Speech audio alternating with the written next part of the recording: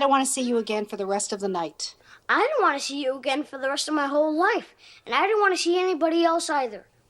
I hope you don't mean that. You'd feel pretty sad if you woke up tomorrow morning and you didn't have a family. Welcome to Watch Mojo, and today we're counting down our picks for the top 10 rejected movies that became successful. This is a tasty burger. Vincent, you ever had a Big Kahuna burger? For this list, we'll be looking at the most beloved films that were initially dismissed by studios. What canceled movies would you have loved to see? Let us know in the comments. Number 10. Home Alone. We love watching Home Alone every holiday season, but there's an alternate reality where it never got made. I made my family disappear. Initially, Warner Brothers agreed to finance the film due to screenwriter John Hughes' belief that it could be made for less than $10 million. However, when the budget went over, Warner Brothers pulled the plug. I am trying to get home to my 8-year-old son. And now that I'm this close, you're telling me it's hopeless. While it wasn't a rejection of the movie itself, it was a rejection of the vision of the filmmakers. Luckily, Hughes had had a feeling he wouldn't be able to keep his budgetary promise and had met with 20th Century Fox in secret. When WB backed out, Fox swept in to save it. It earned $476 million at the worldwide box office on an $18 million budget and is an undeniable classic. Keep the change, you filthy animal. Number 9. Little Miss Sunshine. This indie darling was almost never made. Frank! Hey, Richard. Good to see you. While screenwriter Michael Arndt was able to find producers, the team struggled to get the studios to bite. The only one interested was Focus Features, who wanted the film to be set in Canada and centered on character Richard Hoover. They fired Arndt, brought in a new writer, rehired Arndt, and then scrapped the film after 2 years of pre-production. But I want you to know something. I feel sorry for you. Thankfully, producer Mark Turteltaub re-secured the rights and fronted the film's $8 million budget. Little Miss Sunshine went on to be a smash hit at the Sundance Film Festival, igniting a bidding war, with Fox Searchlight claiming the prize. It earned $101 million at the box office and won 2 Oscars, including Best Original Screenplay. God bless you, God bless you. Don't worry, I'm not gonna bust you.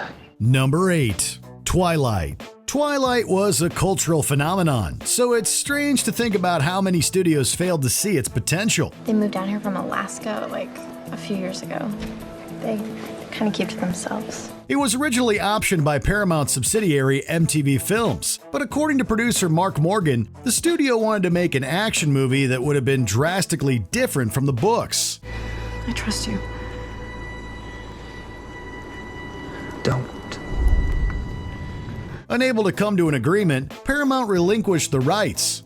Morgan has stated the project was shopped around, but everyone passed. Finally, Summit Entertainment took a chance on it, which was an incredibly smart decision. As we know, it launched several high-profile careers and a franchise that earned more than $3 billion.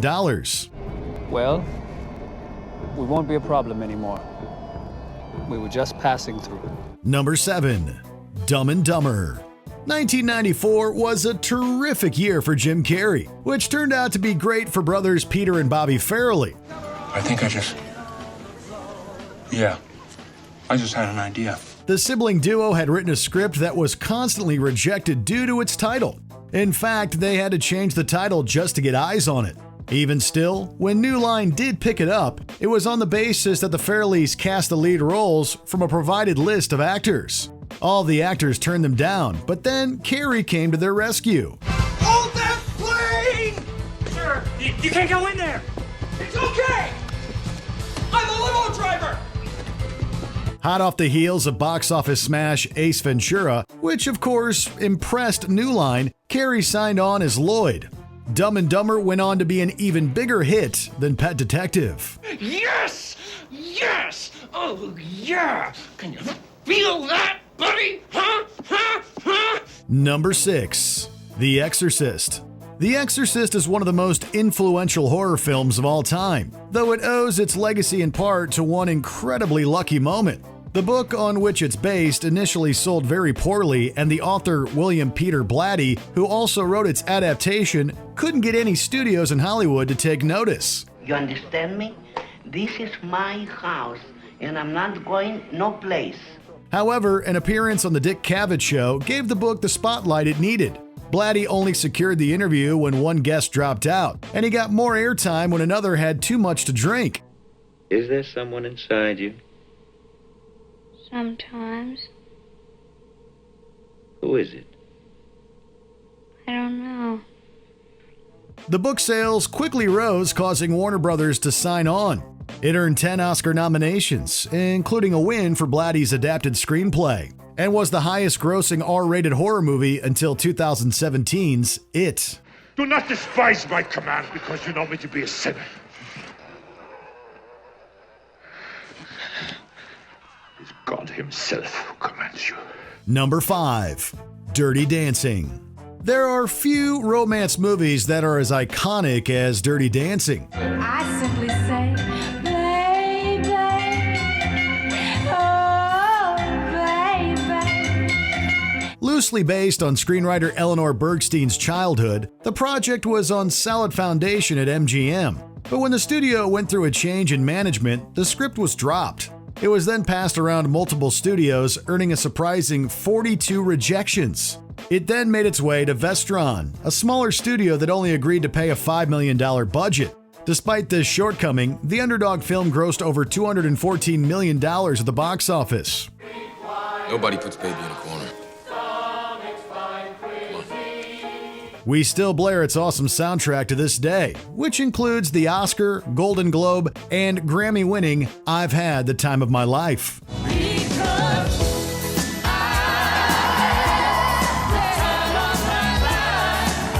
Number 4. Pulp Fiction. Quentin Tarantino is such a respected filmmaker, he can pretty much make whatever he wants. Get it straight, Buster. I'm not here to say please. I'm here to tell you what to do. But that wasn't always the case. His second film, groundbreaking and endlessly quotable though it may be, was initially rejected by TriStar. You always say that, the same thing every time. I'm through, never again, too dangerous. I know, that's what I always say. I'm always right, too. The studio apparently found its content too demented, though we'd argue that's one of its draws. According to co-writer Roger Avery, the studio also took issue with its non-linear structure. As they say, one man's trash is another man's treasure. The script made its way to Miramax, which greenlit the project. It became the studio's first fully financed endeavor and earned a slew of Oscar noms, including a win for its screenplay. We happy? Vincent! We happy? Yeah, we happy. Number 3. E.T. the Extra-Terrestrial. This sci-fi coming-of-age tale remains one of Steven Spielberg's finest, the success of which must have had execs at Columbia Pictures kicking themselves. The studio rejected the script, thinking it wouldn't appeal to audiences beyond young children or make a profit. Spielberg then took it to Universal, which gave the film a budget of $10.5 million. E.T.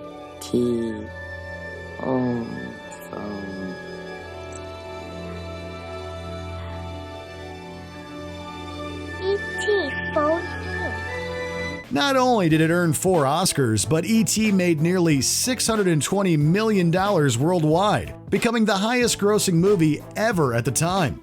Funnily enough, Columbia got to keep 5% of the net profits, earning the studio more money that year than any film it actually released. Even at this point, Spielberg was a proven box office draw, and Columbia should have known better. Damn it, why don't you grow up? Think how other people feel for a change. Number 2. Back to the Future. Columbia strikes again, but it wasn't the only studio to pass on Back to the Future. What if I send in the tape and they don't like it? I mean, what if they say I'm no good? What if they say, get out of here, kid, you got no future? I mean, I just don't think I can take that kind of rejection. Disney passed because it was too risque, while Columbia passed because it wasn't risque enough. And most high-grossing comedies of the time were. It was rejected around 40 times for various reasons, such as the box office failures of recent time travel movies. All right, okay, McFly. Get a grip on yourself. It's all a dream. It's just a very intense dream. It wasn't until co-writer Robert Zemeckis first directed Romancing the Stone that he was able to get a studio to believe in it. With the help of friend Steven Spielberg, who would serve as an executive producer, the project finally found a home at Universal. Back to the Future is now one of the most beloved films of the 80s, with lines we still quote on a regular basis. Hey, Doc, we better back up. We don't have enough road to get up to 88. Roads? Where we're going, we don't need roads. Before we continue, be sure to subscribe to our channel and ring the bell to get notified about our latest videos. You have the option to be notified for occasional videos or all of them. If you're on your phone, make sure you go into your settings and switch on notifications. Number 1. Star Wars Episode 4: A New Hope. Long before any episodic subtitles, Star Wars was an idea that no studio wanted anything to do with.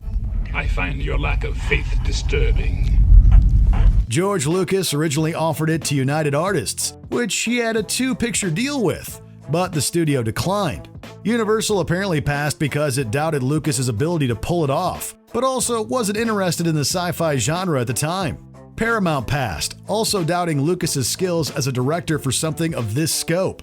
You don't believe in the Force, do you? You mean that thing you just found out about like 3 hours ago and are now judging me for not believing in it? Even Disney rejected it, a fact that we find hilarious in retrospect. Star Wars eventually wound up at Fox, where it still only secured a limited release. However, the unexpected hordes of viewers made the studio quickly change its plans. This little reject would go on to forever alter the world of pop culture. What have you done with those plans? Did you enjoy this video? Check out these other clips from WatchMojo, and be sure to subscribe and ring the bell to be notified about our latest videos.